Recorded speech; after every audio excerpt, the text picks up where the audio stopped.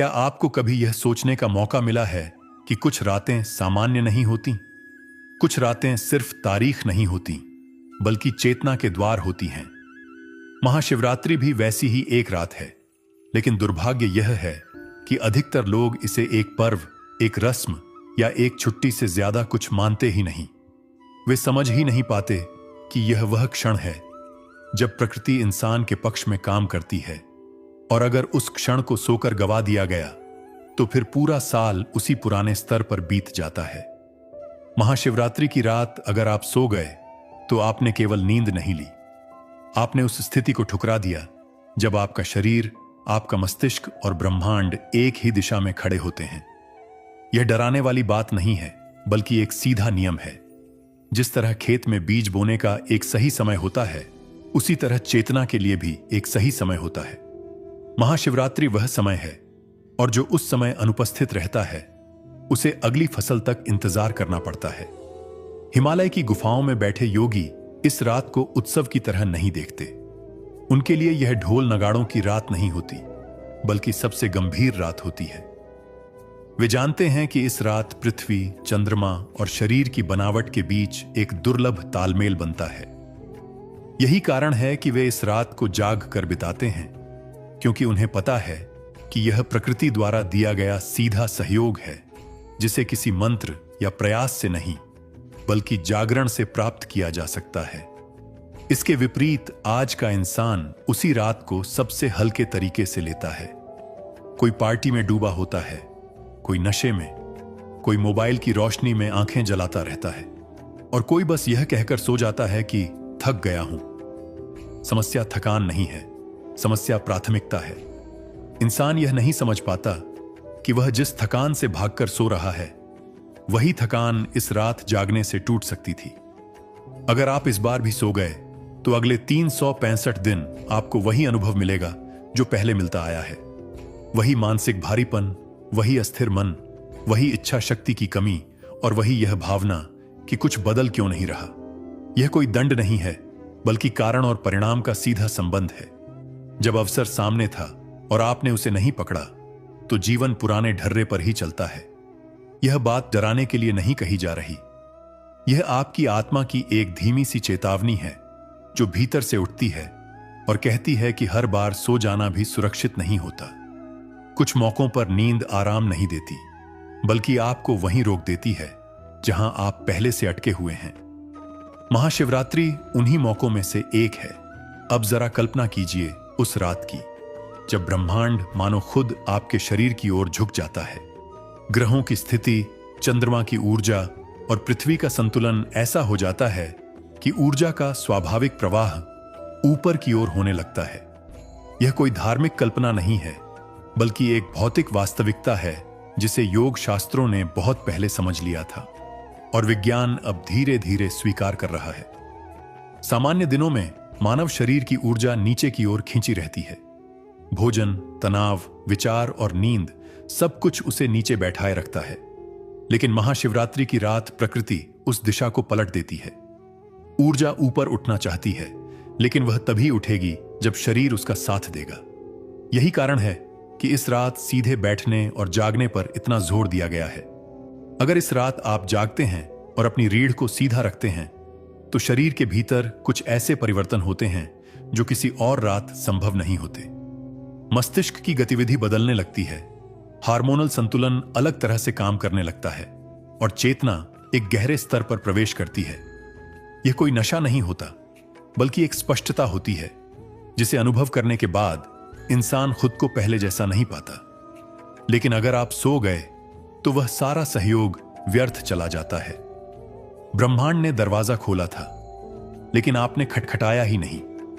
ऐसा नहीं कि दरवाजा दोबारा नहीं खुलेगा, लेकिन उसके लिए फिर एक पूरा साल इंतजार करना पड़ेगा। यही कारण है कि योगी इस रात को हल्के में नहीं लेते। हमारे आर्षियों ने इसे महाशिवरात्रि यूं ही नहीं कहा। शिव किसी मूर्ति का नाम नहीं है, शिव एक अवस्था है। शिव का अर्थ है जो शुभ करे और जो शून्य हो। जब इंसान भीतर से शांत होता है, जब उसका अहंकार ढीला पड़ने लगता है, तब वह शिव की अवस्था के करीब आता है। महाशिवरात्रि वह रात है जब यह अवस्था सहज रूप से उपलब्ध होती है। इस रात का उद्देश्य केवल पूजा करना नहीं है। इसका उद्देश्य शरीर को साधन बनाना है।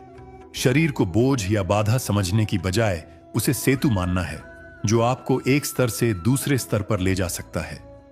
इसी कारण इस रात ध्यान, मौन और जागरण को प्राथमिकता दी गई है, न कि दिखावे और शोर को। रीढ़ की हड्डी को हम आमतौर पर केवल हड्डियों का ढांचा मानते हैं, लेकिन योग में यह उससे कहीं अधिक है।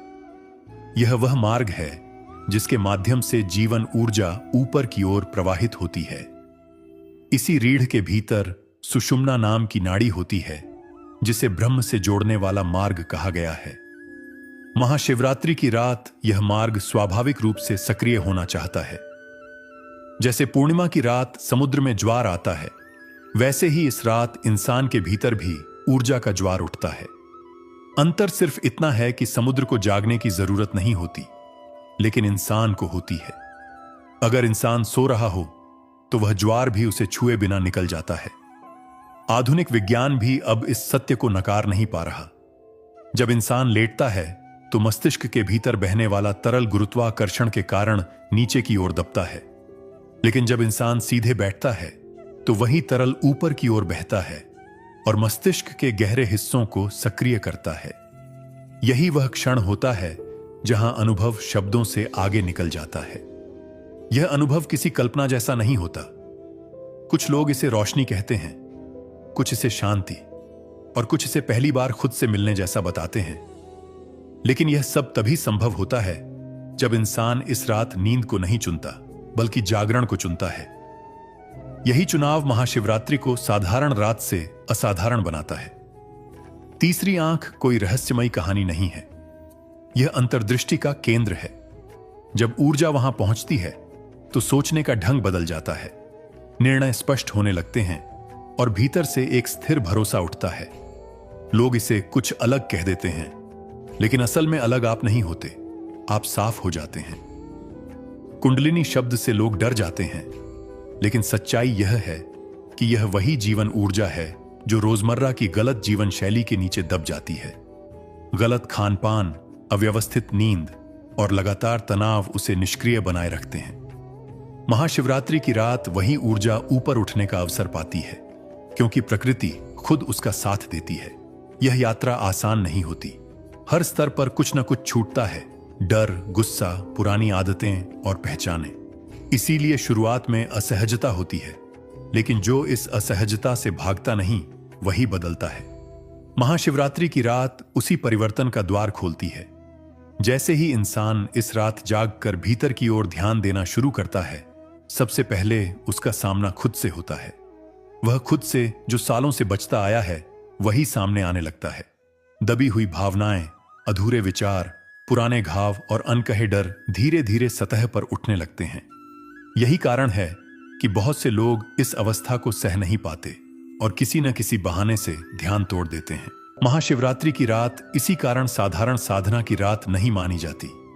यह आत्म परिवर्तन की रात है। यह वह क्षण है जब इंसान अपने ही भीतर खड़े अवरोधों को देख सकता है। कोई गुरु, कोई ग्रंथ, कोई बाहरी शक्ति यहां काम नहीं करती। यहां सिर्फ आपका साहस काम करता है। जैसे जैसे ऊर्जा ऊपर की ओर बढ़ती है, भावनात्मक प्रतिक्रियाएं भी बदलती हैं। कभी बिना कारण आंखों में नमी आ जाती है, कभी हृदय में अजीब सी करुणा भर जाती है। यह भावुकता कमजोरी नहीं होती, बल्कि भीतर की सफाई का संकेत होती है।